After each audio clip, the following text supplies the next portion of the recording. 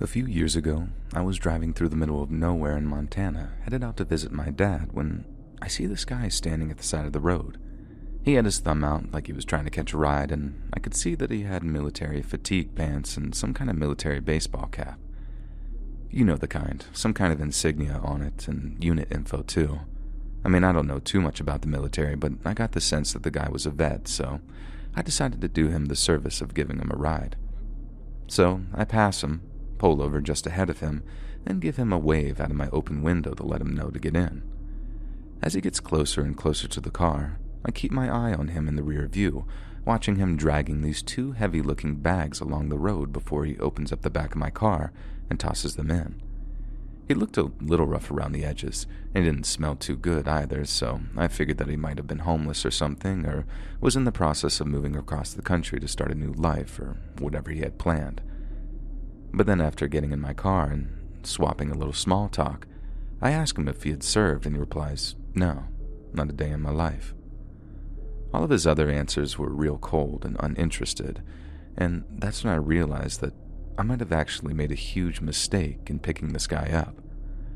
I was making a lot of nervous small talk, just trying to break the ice and get some conversation going, but after a while, it didn't seem like I was breaking the surface, so I just shut up and kept driving.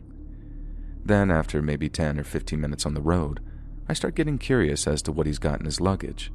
The cases were huge and obviously stuffed with something, seeing as it took him a lot of effort to lug them into the back seat. So I ask him, "What you got back there, buddy?" For the first time since he got into the car, he actually turns his head to look me dead in the eyes. Then he just says, "It's none of your business." I'm a little creeped out by this, because for the first time, it occurs to me that he was in possession of something that he definitely shouldn't have been carrying. But on the other hand, I'm not exactly a small guy, and when it comes to physical confrontation or a shouting match, I was pretty confident that I could hold my own. So instead of just letting it go and carrying on the drive, I decided to confront him on it. I asked him again, making it clear that I wasn't just making small talk, and that I really did want to know what he'd just brought into my car. I figured that he was just sensitive about his situation, but as much as I'm okay with a little charity, I don't appreciate having my security compromised. So if he got his feelings hurt by me probing about his past, so be it. But again, he just turns to me and says with more emphasis, "None of your business." At that point, I just hit the brakes, and the first thing I notice is that the guy reaches for his belt. He doesn't grab anything, he just reaches. And I knew then that I was in way more danger than I ever could have anticipated. I tried to keep as cool as possible, as I told him that he needed to get out before I called the cops. I told him I'd give him a chance, and not call if he just got out and made himself someone else's problem. I knew that was a fair offer, but whether or not he was going to accept it depended entirely on how desperate he was. There was a chance he could just shoot me, kick me out, drive my car for miles before anyone was alerted, and by that time, it'd be way, way too late for me. I saw his hand move to his belt again, and I could tell that he was actually thinking through it for a second, but then by some divine intervention, he thought better of it and agreed to get out. As he pulled his stuff out of my back seat, I kept my eye on him the whole time. I don't think he was a killer. The bag certainly didn't smell like a dead body or anything. Not that I know what one smells like, but they certainly didn't smell bad, to put it that way. He didn't even really seem like a bad guy, I guess, but whatever he was caught up in, it was something that I wanted absolutely no part of. As I said, I kept my eyes on him as he took his bags. Then after he slammed the door shut, I put pedal to the metal and just got away from there. I've picked up a fair few hitchhikers in my time, and I always do my best to do right by people who need someone to do right by them. But that little encounter was definitely a rude awakening for me. And I learned that it's not all small talk and sing-song when you pick up a stranger at the side of the road.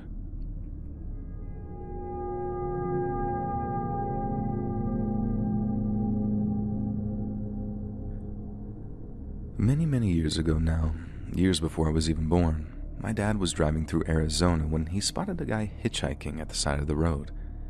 He said it was a real scorcher that day, 100 degrees in the shade kind of deal, and there's this guy with no hat and no water bottle just walking along this desert road.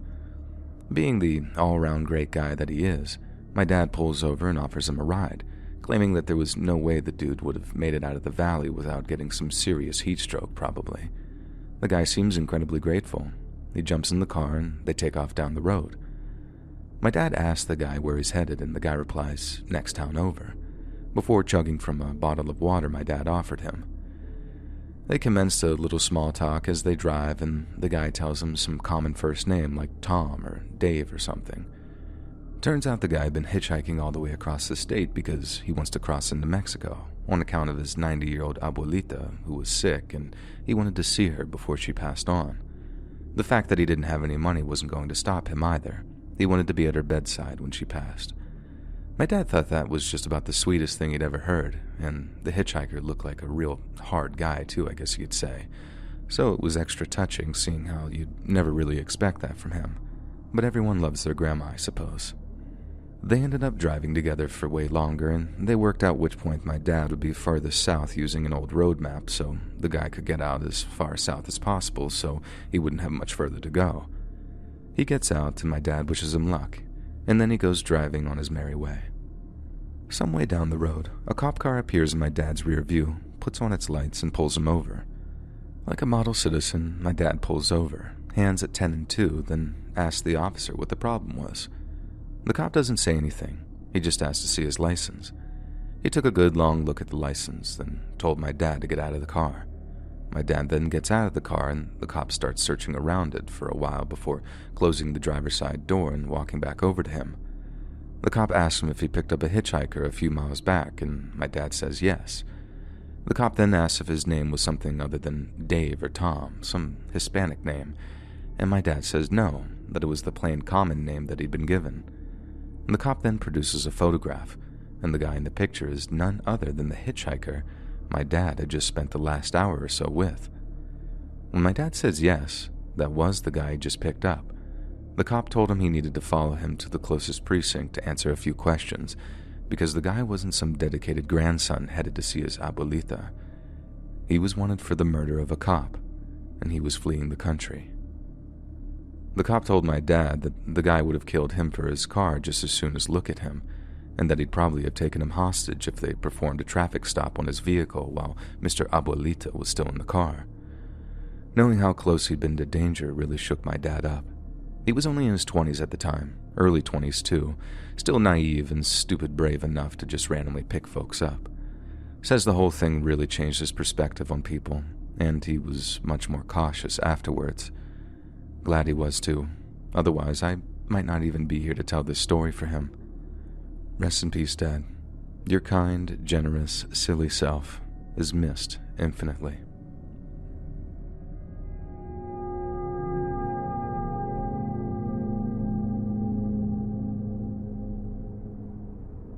Back when I was in my late 20s, I ended up dating my all-time biggest crush.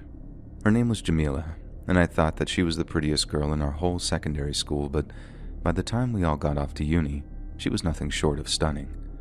We stayed connected on Facebook, but it wasn't like we kept in touch regularly or even at all. So I just kind of watched and admired her from afar, wishing a girl like that was in my league. But then, during the summer that I turned 28, I ended up drinking at some swanky bar as a part of a friend's birthday drinks, when who do I see but Jamila. I'd undergone something of a glow-up since then, having lost some weight and toned up during junior officer training in uni. The whole experience changed my life, and being more confident and way more athletic, I found talking to girls and securing dates to be a whole lot easier. I wouldn't say that I was some Lothario, but I could definitely handle myself. Yet when it came time to seeing my old crush like that, and then actually getting the chance to talk to her, my game went totally out of the window. But then somehow, between catching up and some casual small talk, we actually started to have a bit of chemistry. And then before long, we're straight up flirting while agreeing to meet up for a drink sometime. I couldn't believe it.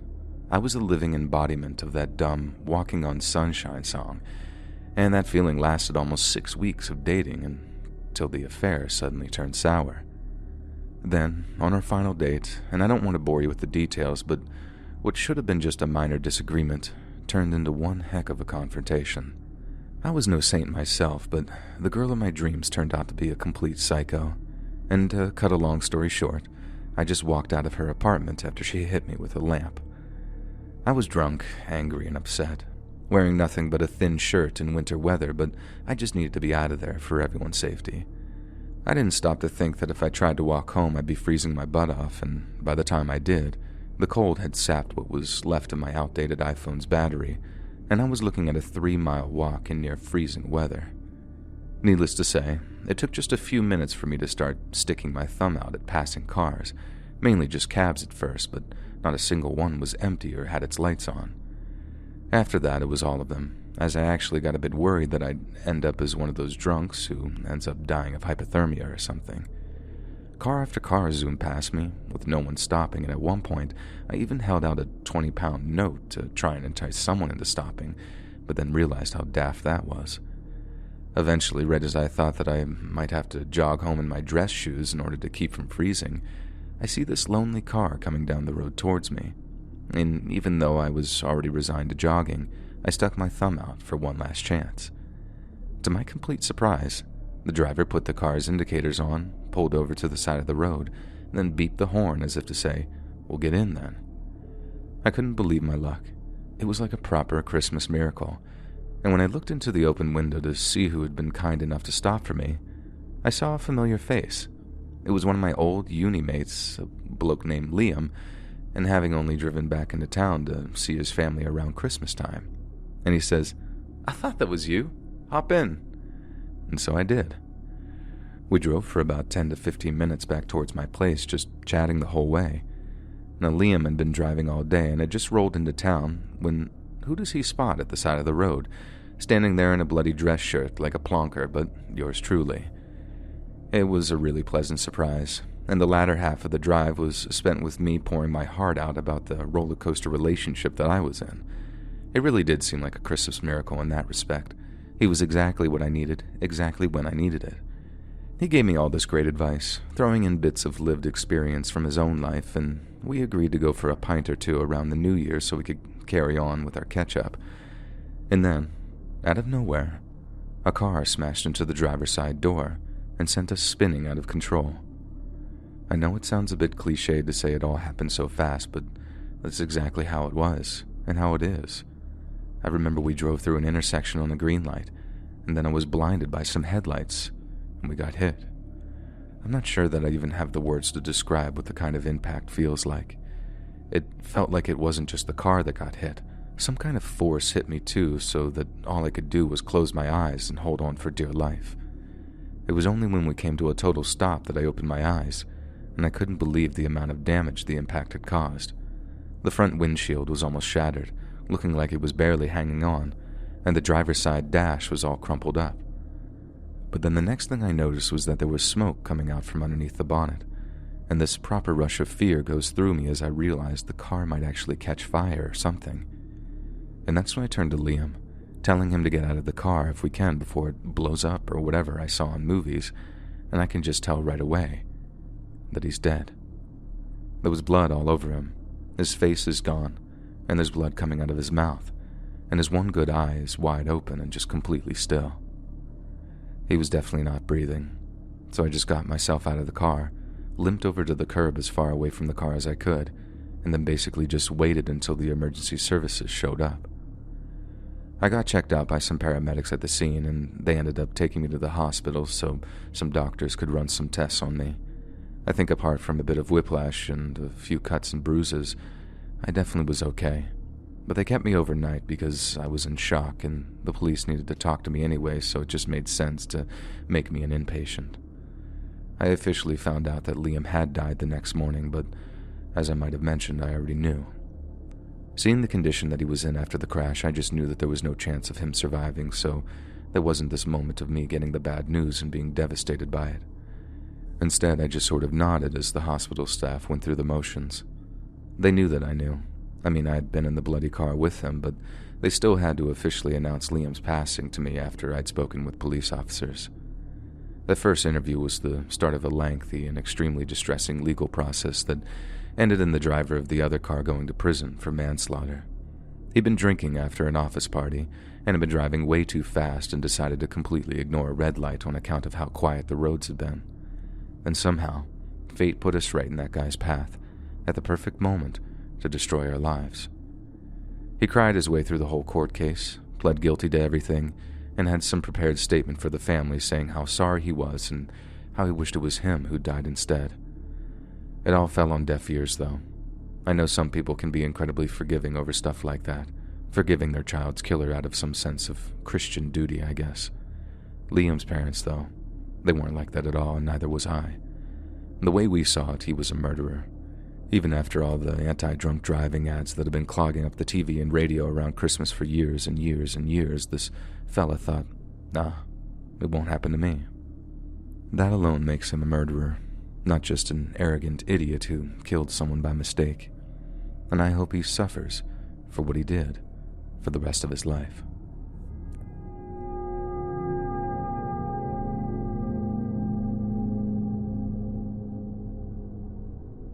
As crazy as it sounds, one of the most dangerous and terrifying few moments of my life passed me by without me realizing what was happening. I just started 4th grade, so I was either 9 or 10 years old, and my family lived right at the end of a street that was just over half a mile long. I used to hate walking up and down that thing, and you can call me lazy if you want, but it's true. It was 5 minutes of boring nothingness every time I walked for the school bus or my mom sent me to the corner store. So, this one time, Mom sends me to the store to pick up flour or eggs or something. The walk to the store, it looked like it was going to rain, and by the time I'd walked out of the store, goods in hand, it was raining like you wouldn't believe. Looking back on it, I probably could have just ran there and back again, but I've always been incredibly lazy, so hard knowing that. Instead, I ran to a bus shelter right in front of me, refusing to walk home until the rain had at least mellowed out a little. I shared a nice lady's umbrella for a block or two, but she soon changed course for me, and I ended up stuck under the shelter in front of this beauty parlor, real close to where our street started. If I committed to the walk, I was going to get drenched, and I also remember not wanting to get whatever it was my mom wanted wet in the rain, so instead of walking, I decided to stick my thumb out at passing cars. I was old enough to understand that sticking your thumb out like that was magically what made people give you a ride, and it took a while to get someone's attention, but in the end, I did. This older-looking car, which seemed like it was heading down the street, suddenly slowed down, then parked just after the bus shelter I was taking cover under. I was pretty sure the driver had pulled over for me. Like I said, it slowed and stopped right when I started frantically thumbing in their general direction. But then, when I ran up to the passenger side and tried to open the door, I found it was locked. I tried again in quick succession, pulling a little harder, but it still didn't open. I then looked up through the window and saw that the driver was looking at me with this kind of freaked out look on his face. And that's when it popped into my head that he might not have been pulling over for me at all.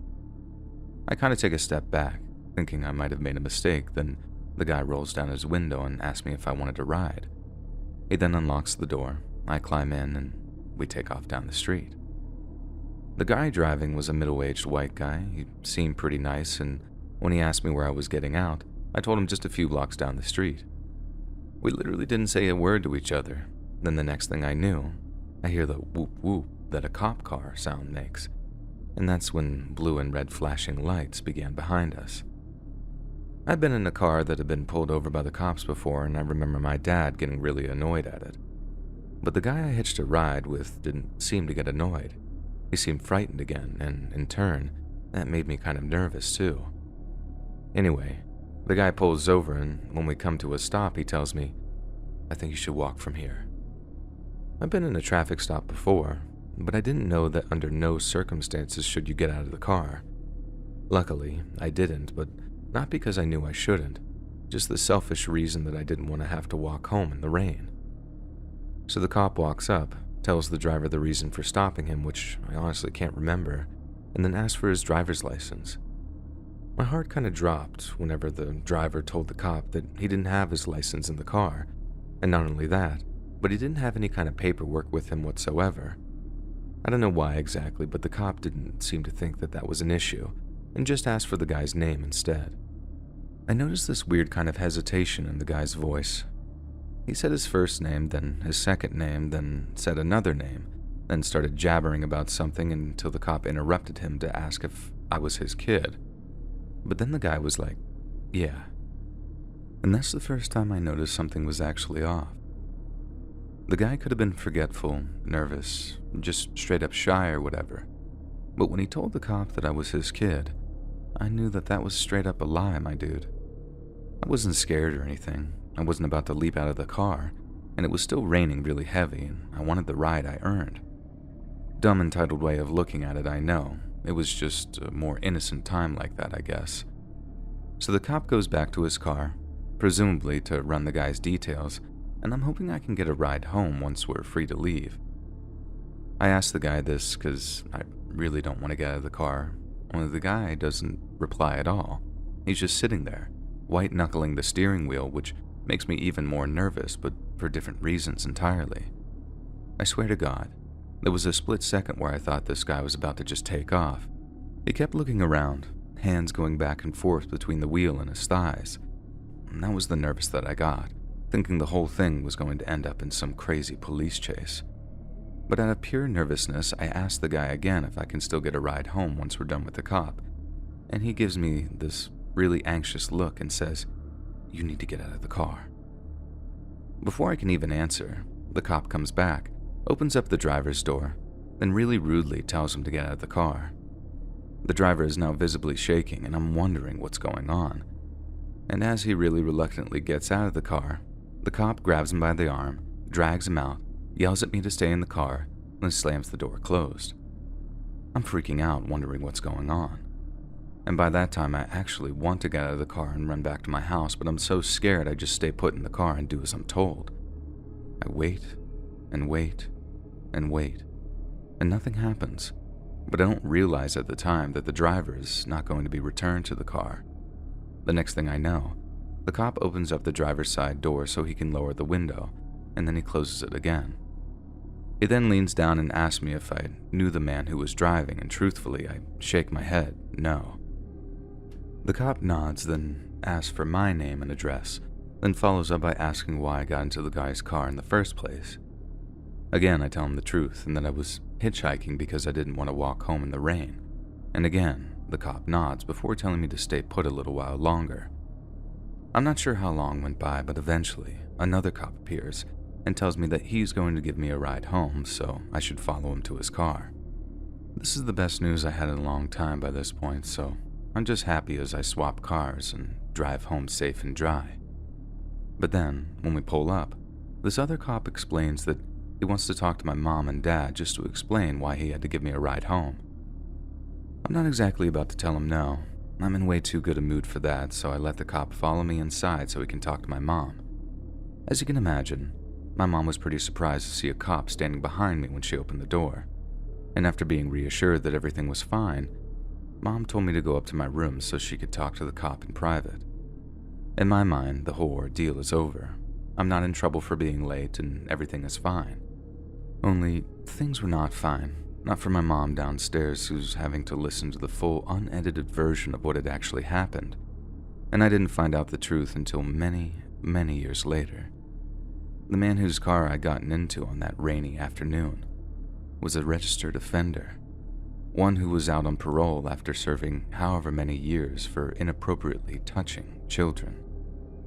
I had offered myself up to this freak on a silver platter, and it was only a freaking broken taillight or something that saved me from God knows what. When I think back to how twitchy the guy was when the cop went back to run his name, I think he was actually weighing up the possibility of just zooming off with me in his passenger seat. I get that he already told me to get out, but that was probably his one last chance to save his bud, and that above anything else he wanted to, I don't know, do stuff to me. I guess that's why he was so apprehensive about letting me in his car in the first place. If he got pulled over, the cops saw the kid in his car after running his plates and stuff, that he'd probably end up going straight back to jail. I guess that's what creeps me out so much. The guy knew his freedom was at stake, but he couldn't seem to stop himself. He just couldn't resist the compulsion to follow his most evil instincts, like he was just wired to be a predator like that. Like I said, for years I had zero clue how much danger I'd been in, believing I was entirely unconnected to the guy being dragged out of his car like that. I thought I'd done something wrong, and that's why my mom suddenly was all super strict all of a sudden. She was stuck with this secret for years, correctly figuring that I wouldn't be able to handle it if I knew the truth. I can barely handle it now, and if I ever have kids, I'm going to give them the stranger danger talk as soon as they're able to understand it. Click the join button to become a member today for exclusive content. During the early 1970s, a series of young women began to disappear from the area surrounding San Francisco Bay. Each of the women were high school to college aged and were believed to have been hitchhiking at the time of their disappearance. One by one, as their butchered bodies were recovered, local law enforcement were faced with the grim possibility that they were dealing with a serial killer. The search for the women's murderer culminated in a horrifically grisly crime, only for the perpetrator to suddenly turn themselves in. Over the days that followed, his name would be printed in every major newspaper in America, as the public learned of the shocking depravity of one Edmund Kemper. Ed was born just north of LA on December 18th of 1948. His father was a war veteran who helped test nuclear weapons during peacetime, while his mother, Clarnell, was a decidedly dissatisfied housewife who would often complain of how meager the family's finances were. Her attitude and demeanor made a strong impression on young Edmund, who remembered growing up with a distinct contempt for her. By the age of 4, Ed weighed an impressive 30 pounds and was considerably taller than other children his age. He also seemed acutely aware of his superior size and used it to bully and intimidate other kids in some frightening displays of antisocial behavior. Ed later said that by the age of 10, he was experimenting with the torture of animals and once buried a cat alive before mounting its head on a spike. When accused of such monstrous behavior by his parents, Ed managed to lie his way out of trouble and was said to have derived an intense amount of pleasure from the successful deception. Knowing he could simply lie his way out of trouble, Ed continued to murder small animals and began taking trophies from his kills until his furious mother uncovered his stash. Ed learned to hide his darker inclinations from his overbearing mother and would sometimes steal his younger sister's dolls before acting out mock mutilation on them. This same sister would later notice that an alarming amount of her dolls would turn up decapitated, but could never prove that Ed was responsible. She also recalled that Ed used to make her play a game called Gas Chamber, where he would demand to be tied to a chair before asking her to flick on an imaginary switch.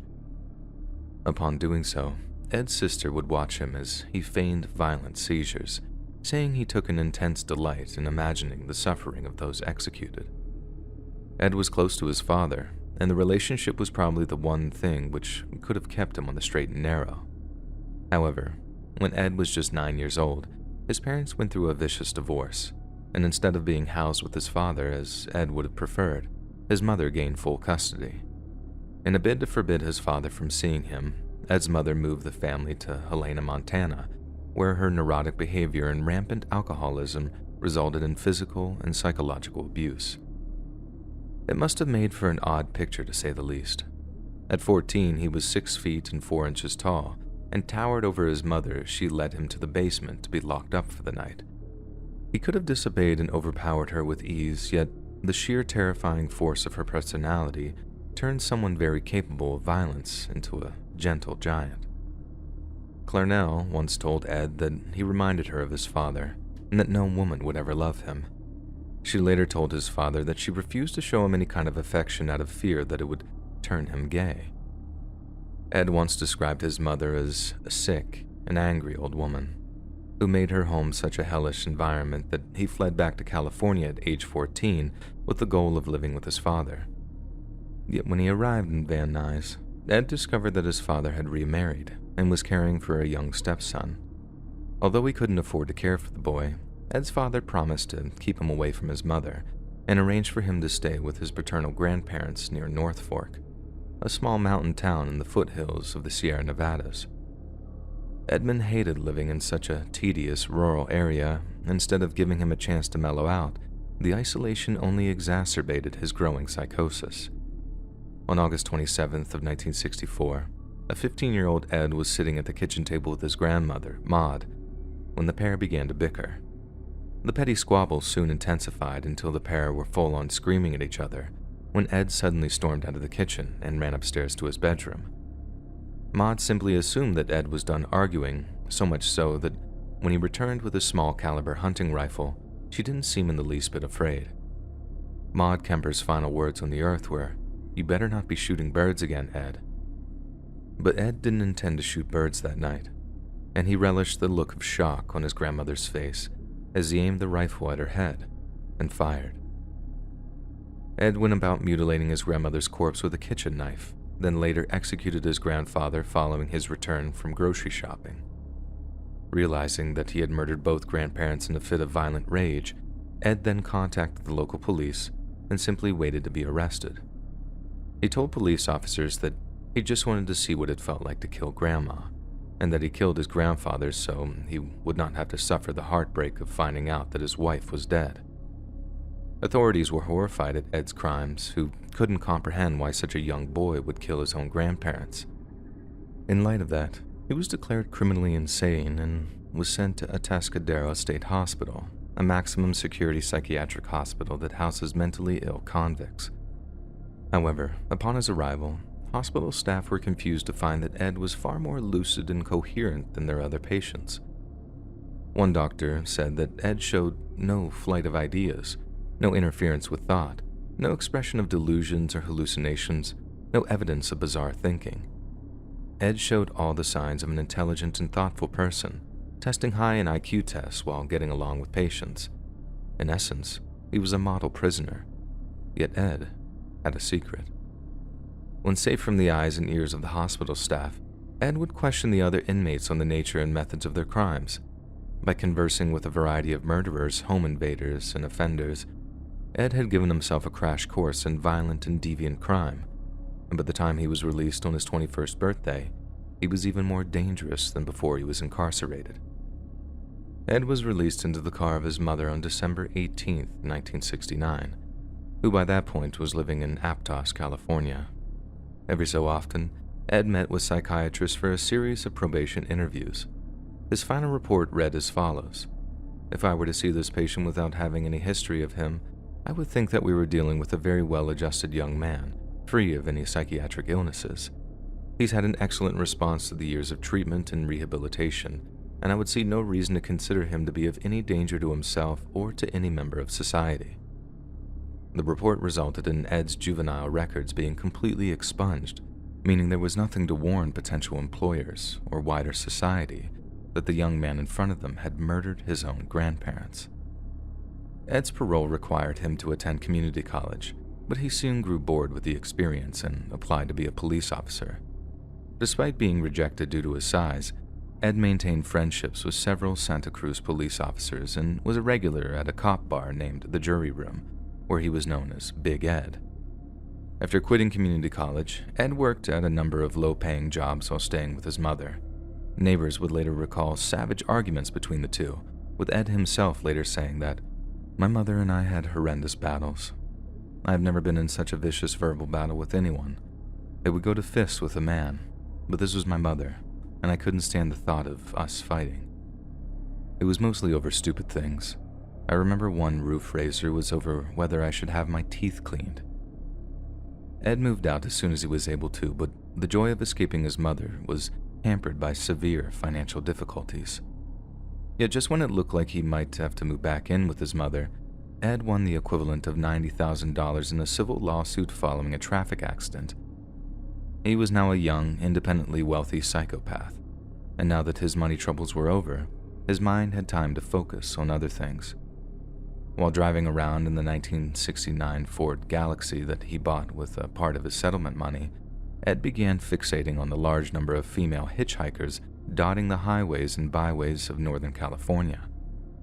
Times had changed since Ed had been locked up, and he was a stranger to the concepts of world peace and free love. While folks his age were preaching brotherhood and understanding, Ed was a predator who wanted nothing more to inflict pain, suffering, and death. Ed began storing plastic bags, knives, and handcuffs in his car, then conducted a series of dry runs where he picked up and dropped off hitchhikers without harming them. But by May of 1972, the urge to kill was overwhelming, and on May 7th, Ed picked up two 18-year-old college students named Marianne Pesci and Anita Lucchesa. After taking about an hour to drive out to a suitably secluded location, Ed forced Mary and Anita into handcuffs, then stabbed them both to death. He then put both bodies into the trunk of his car, then drove back to his apartment. Records show that during the ride home, Ed was stopped by a police officer for having a broken taillight. He was such a sociopath that he displayed no hint of fear or anxiety in the presence of the officer, and the pair conducted a polite and jovial exchange before Ed respectfully accepted his ticket. Once he was alone with the girls' bodies, Ed stripped and photographed them before cutting them into pieces.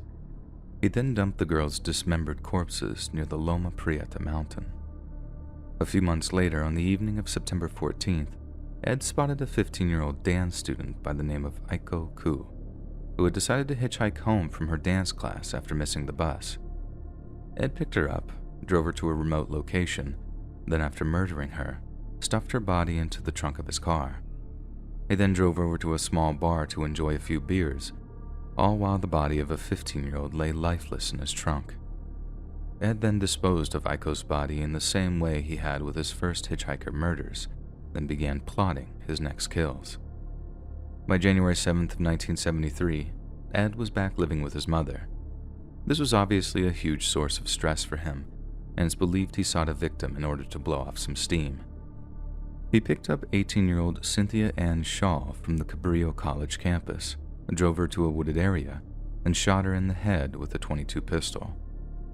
After disposing of her corpse with a power saw, Ed kept Cynthia's severed head for several days, then buried it in his mother's garden facing upward toward her bedroom. After his arrest, he stated that he did this because his mother always wanted people to look up to her. Just a few weeks later, following yet another heated argument with his mother, Ed went looking for another victim.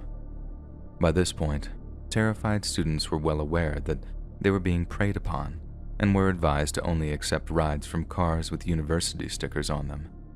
But since Ed's mother worked for the University of Santa Cruz, he was easily able to obtain one, and in doing so, secured the trust of 23-year-old Rosalind Thorpe and 20-year-old Alice Liu. After executing each of them, he dismembered and dumped their bodies around Eden Canyon, both of which were recovered the following month. Ed was later asked why he liked to decapitate his victims so much, and he replied, "The head trip fantasies were a bit like a trophy. You know, the head is where everything is at. The brain, eyes, mouth, that's the person. I remember being told as a kid, you cut off the head and the body dies. The body is nothing after the head is cut off. Well, that's not quite true. There's a lot left in the girl's body without the head." Finally, on the night of April 20th, 1973, Ed's mother woke him up after arriving home drunk from a party. Ed waited until his mother was asleep, then crept into her room with a claw hammer and bashed her head in while she was asleep. To speed up the process of her demise, he cut her throat with a penknife, then set about decapitating her with a much larger bladed implement. Ed then used his own mother's severed head as a dartboard, taking breaks only to scream obscenities at it. When Ed had exercised all the hatred and rage he felt for her, he cut out her tongue before smashing her face in with a claw hammer. After storing his mother's corpse in a closet, Ed went for a few beers at a nearby bar, but then upon his return home, he telephoned his mother's friend, 59-year-old Sarah Hallett. Under the pretense of his mother being on vacation, Ed invited Sarah over to have dinner and watch a movie, but after inviting her inside, he strangled her to death. Ed killed Sarah for no other reason than to create a cover story that she and his mother were away on vacation together. Then he packed up his car and drove all the way to Colorado, expecting to be the subject of a serious manhunt. However, after failing to hear news of his mother's murder on national radio stations, Ed found a phone booth and called the police himself. He confessed to the murders of his mother and Hallett, but the police did not take his call seriously and told him to call back at a later time. A short while afterwards, Kemper once again called the Santa Cruz police, only this time, he asked to speak to an officer he knew by name.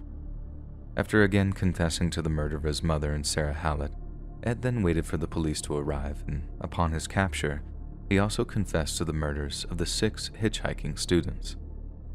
After his trial began on October 23rd of 1973, 3 court-appointed psychiatrists found Kemper to be legally sane. One of the psychiatrists, Dr. Joel Fort, relayed to the court that Kemper had engaged in cannibalism, saying that Ed had sliced flesh from the legs of his victims, then cooked and consumed these strips of flesh in a casserole. Despite such claims, Dr. Fort determined that Kemper was legally sane and was fit to stand trial for the murders. On November 1st, Kemper took the stand testifying that he killed the victims because he wanted to own them, like possessions. He also claimed that 2 different beings inhabited his body, and that when the killer personality took over, it was kind of like blacking out. On November 8th, 1973, the 6-man, 6-woman jury declared Ed guilty on all counts. He asked for the death penalty, requesting death by torture, but instead received 7 years to life for each count, to be served at the California Medical Facility in Vacaville. Today, Ed is free to mix with the general prison population and is considered a model prisoner. During his time in prison, Ed has participated in a number of interviews which have contributed to the understanding of the mind of serial killers. FBI profiler John Douglas described Ed as among the brightest prison inmates he's interviewed, one capable of rare insight for a violent criminal. Douglas also added that he actually enjoyed Ed's company, calling him open and sensitive with a good sense of humor. In these interviews, Ed is open and honest regarding the nature and motives of his crimes, and he's expressed a desire to prevent people like himself from committing crime in the future. There's somebody out there that is watching this and hasn't killed people but wants to. They need to talk to somebody about it, Ed was quoted as saying. They have to trust somebody enough to sit down and talk about it because it can't be stopped easily once it starts. To this day, Ed is still imprisoned at the California Medical Facility, but he is next eligible for parole in the year 2024. Ed has been repeatedly denied parole in the past and has even waived his right to a hearing on one occasion, but maybe 2024 will be his year. Maybe Ed's reputation as a model prisoner will allow him to spend his twilight years in the comfort of his own home. But in the words of prosecutor Ariadne Simmons, we don't care how much of a model prisoner he is because of the enormity of his crimes. Ed might act like a polite and affable gentle giant, but make no mistake, the man is a monster.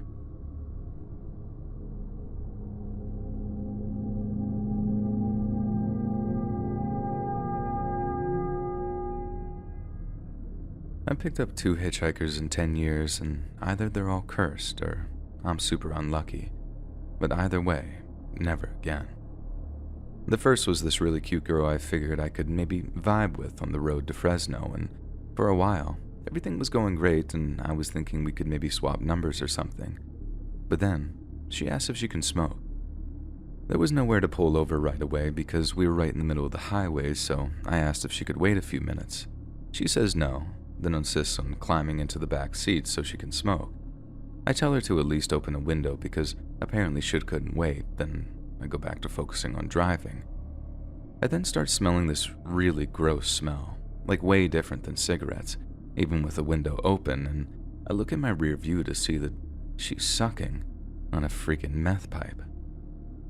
I freak out and tell her to stop, but by that point she's high as a kite, telling me to shut up and laughing at me.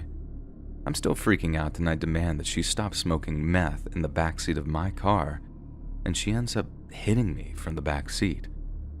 It got so bad I thought that I was going to cause a crash or something, and luckily I was able to get her out under threat of calling the police. There was no big disaster or anything, but that puts me off stopping for hitchhikers for quite a while. Now the next time was this guy holding a sign saying, "Need a hospital, can't afford an ambulance." I pull over, check him out to see if he's for real, and he seems to be in a pretty bad way, so I tell him to hop in. We're making some small talk at first, and he seems a little woozy, but not dying or anything. But then, about 15 minutes into the drive, the guy starts taking a turn for the worse. He's sweating, holding his stomach, telling me he feels like he's gonna puke, but we're maybe like 2 minutes away from the hospital, so I keep telling him to hold it down for just a few more minutes. We get there and he opens the door to my car, then just pukes up blood all over the concrete outside. I'm freaking out, kind of asking like, bro, you good? And he takes about 2 steps towards the hospital before just collapsing and going into seizures right there before my eyes. People rush out of the hospital, put the guy on some stretcher. It was like something out of a movie. Sadly, I think the guy did die. Maybe if someone is super hurt, I'll give them a ride, but after those two, I think I have a fear of hitchhikers from now on.